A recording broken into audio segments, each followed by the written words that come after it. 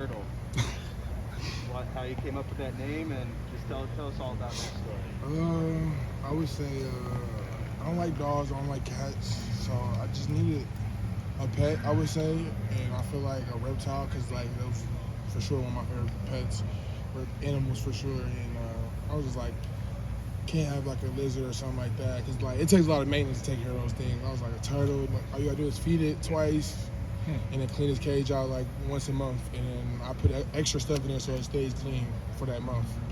But the name Terry, I would say a little bit of Terry McLaurin, a little bit, and then I had a teammate back home. His name was Terry, and it just clicked, and I was like, I'm just naming my turtle Terry. Well, she was allergic to a turtle, right? Exactly. So like nobody can be allergic to a cat or dog, but you can't be allergic to no turtle. You can just always just see it all day. When I walk in the house, he'd be on this log, and it's for him like to get out and be around the heat. And it's a lamp on top, and so he'd know like I'm home, and he'd jump off and then be waiting for me and waiting for food. Dawand, what is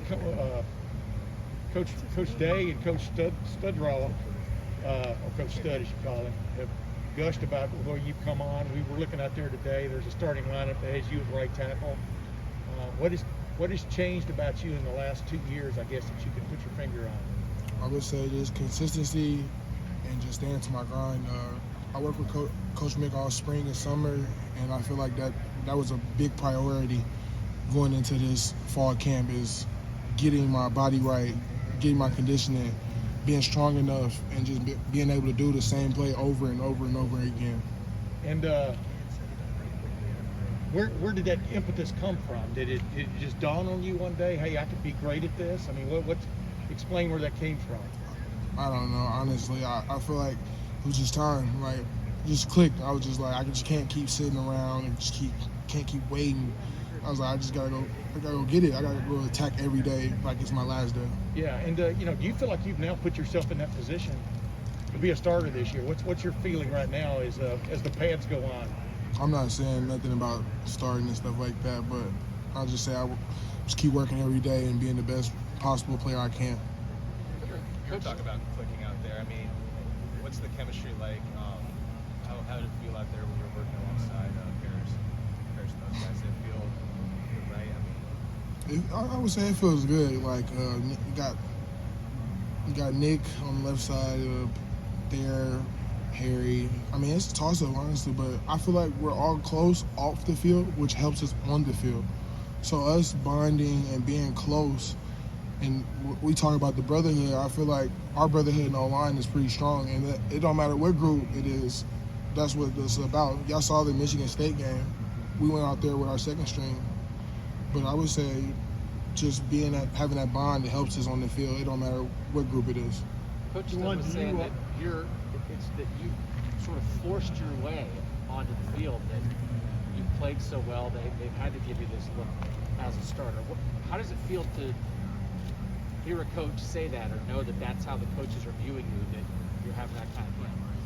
I never try to get my head too high, never get too low. I try to always stay in between always. I never try to look ahead, just always look what's in front of you. I mean, if you don't look in front of you, you get too ahead of yourself, you may get too low. You just got to stay level-headed, I would say.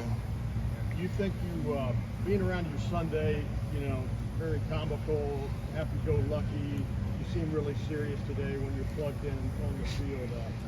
Do you keep the group loose, or are you pretty nose to the grindstone? I would say I'm a little bit of both. Like when it's time to go, I'm all locked in.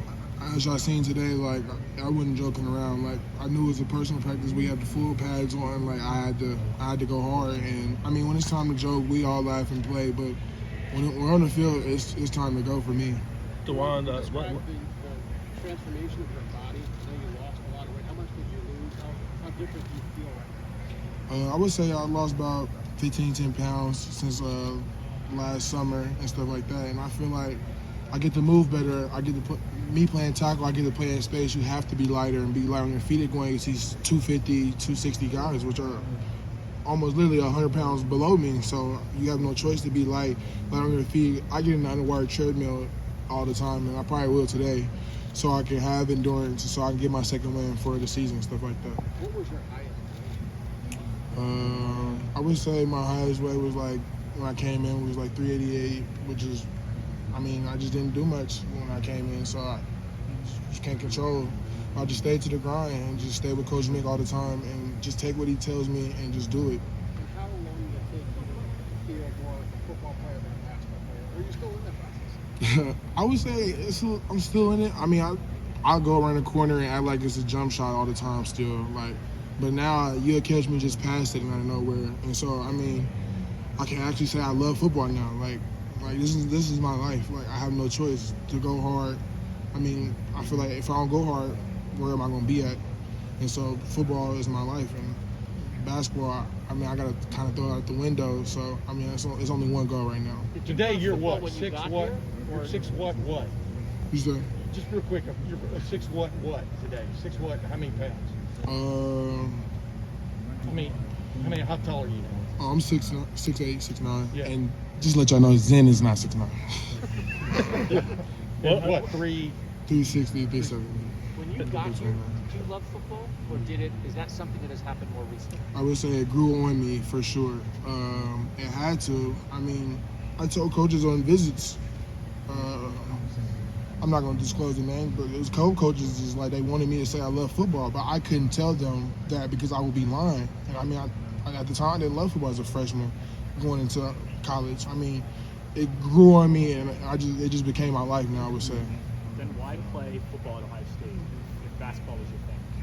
I mean, I had Big Ten football offers and then MAC offers in basketball. I mean, that's an easy choice to me. And I feel like I'm gonna compete all day, every day. And if you compete, I mean, you can't get better than that. That's all Coach Stud asks us to do is compete. Go out there and compete. You may mess up on a rep or a play, but just go out there and compete.